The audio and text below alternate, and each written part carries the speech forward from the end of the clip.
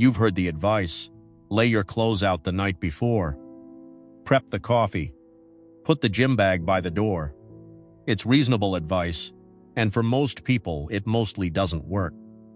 I think the reason is that it treats the evening as a staging area for the morning.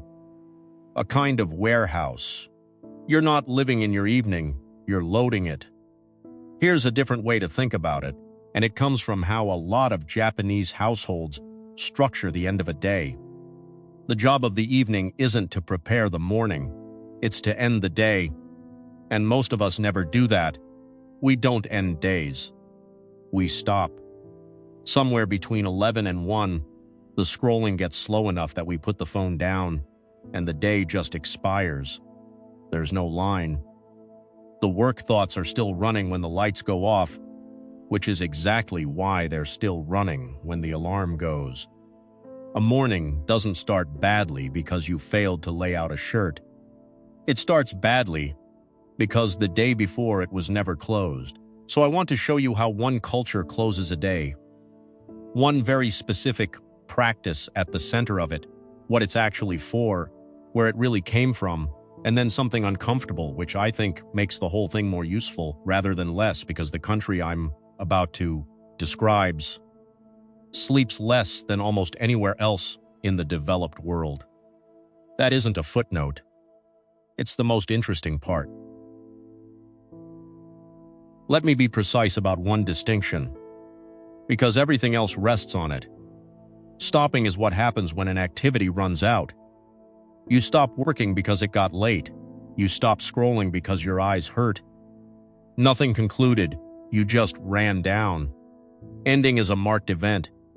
Something happens that separates what came before from what comes after.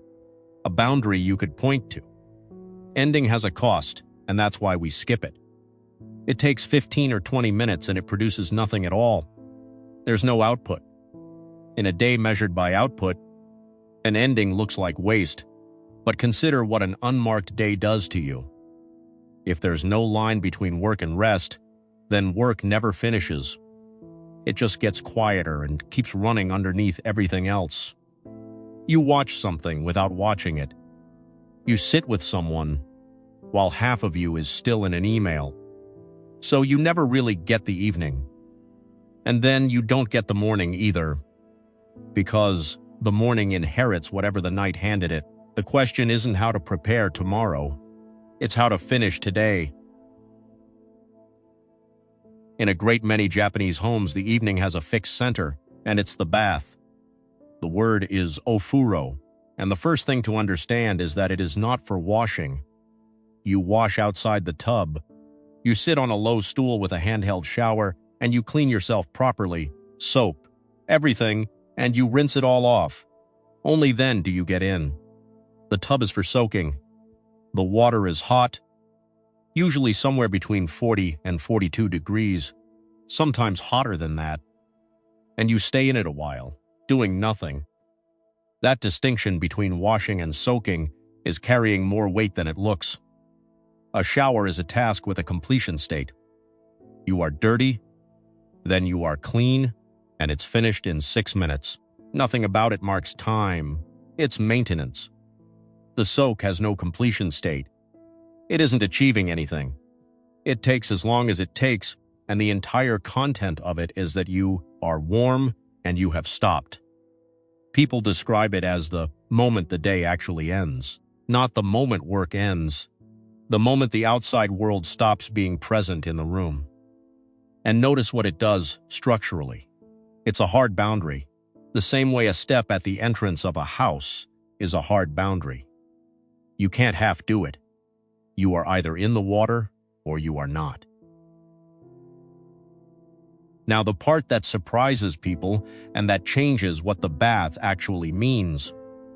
In many households, everyone uses the same water. That's the reason the washing happens outside the tub. The water stays clean because nobody is getting clean in it. It's often held at temperature by a heater built into the bath, so it lasts through the evening. And in plenty of homes, it gets used again the next day for the laundry. Traditionally, there's an order to who goes in when. It varies between households, and it's a good deal looser than it used to be.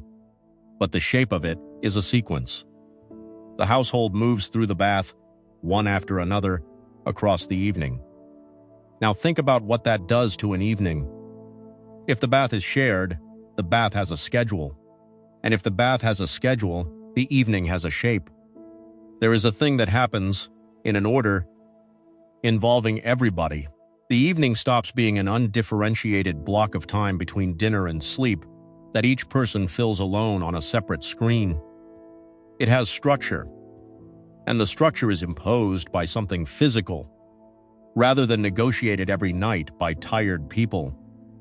I don't think you can overstate how much of the work is being done right there. Not by the hot water, by the fact that the end of the day is an event a household passes through together. Now the history, because it's a good deal less serene than the practice suggests. Bathing in Japan began as religious purification. It arrived with Buddhism around the 6th century, and the earliest baths were at temples. Washing was a rite rather than a comfort, and temples sometimes opened their baths to the public as an act of charity. Public bathhouses came later. The first officially recorded one in what is now Tokyo dates to 1591. Through the Edo period, they multiplied, and they were not tranquil places. They were crowded, noisy, socially mixed neighborhood institutions, closer to a pub than a spa. The private wooden household tub, the direct ancestor of the modern Ofuro, spread through city homes in that same period. So the sequence runs: religious rite, then public infrastructure, then domestic habit. What we now read as a serene wellness practice was, for most of its history, either a religious obligation or simply the only way to get clean in a crowded city. I point this out for the same reason I point it out every time. The practice is real, and it is old. The meaning we've attached to it, candlelit, restorative, self-care, is recent and mostly ours. You can take the practice without taking the story we wrapped around it. I'd argue you should. Here's the part I said would be uncomfortable. If you've followed me this far, you've probably assembled a picture in your head. A culture that closes its days properly and therefore sleeps well. That picture is wrong. Japan sleeps less than any other country in the OECD. Time use data puts the average at around 7 hours and 42 minutes, the lowest of 35 countries measured, and roughly 40 minutes below the OECD average of 8 hours 24. Domestic surveys come out lower still. One from 2024 found an average closer to 6.5 hours. Government health figures have found that something like 4 in 10 adults get under 6 hours a night. So the country with the most deliberate evening ritual in the developed world is also the most sleep-deprived country in it. I could have left that out. Most videos on this subject do, but leaving it out would mean selling you something false. And the true version is more useful anyway. Here's what I think it actually tells us. The bath is not a sleep intervention. It never was. It doesn't buy hours. The hours are being taken by long working days and long commutes, and no quantity of hot water fixes that. What the bath does is different. It makes the hours you do get belong to you. There is a real difference between 6 hours of evening that dissolve into nothing and 6 hours with a clear edge somewhere in the middle of them. That's a much smaller claim than sleep like the Japanese. It's also one I can actually defend. There's one more piece, and it shows how a society absorbs a shortfall it hasn't solved. There's a word, Inemuri, written with characters that land somewhere close to being present while asleep. It's the socially permitted practice of dozing in public, on the train, in a meeting, in a lecture. The anthropologist Brigitte Steger at Cambridge has spent years studying it, and her central finding is the interesting bit. Inemuri isn't classified as sleeping at all. It's treated as a kind of secondary involvement, something you're permitted to do as long as you remain, in principle, part of what's going on around you. You're still in the meeting, you're simply also asleep, and it carries a reading almost opposite to the one it would get here. Dozing at your desk can be taken as evidence of dedication, proof that you were up late working. Steger also found that the freedom to do it tracks with status. A senior person nodding off is read as exhausted by work. A junior person nodding off is read as lazy. So the sleep doesn't go missing. It gets redistributed into the daytime in small permitted amounts, protected by a shared agreement about what counts as sleep and about who has earned the right to look tired. That's a genuinely clever adaptation. It's also not one you can import, and I'll be blunt about why in a moment. So, what actually comes home with you? The core idea transfers completely, and it costs nothing. Give the day an ending.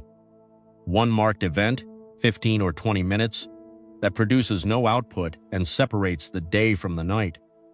It doesn't have to be a bath. It has to be a boundary you can point to, that you can't half do, and that doesn't involve a screen.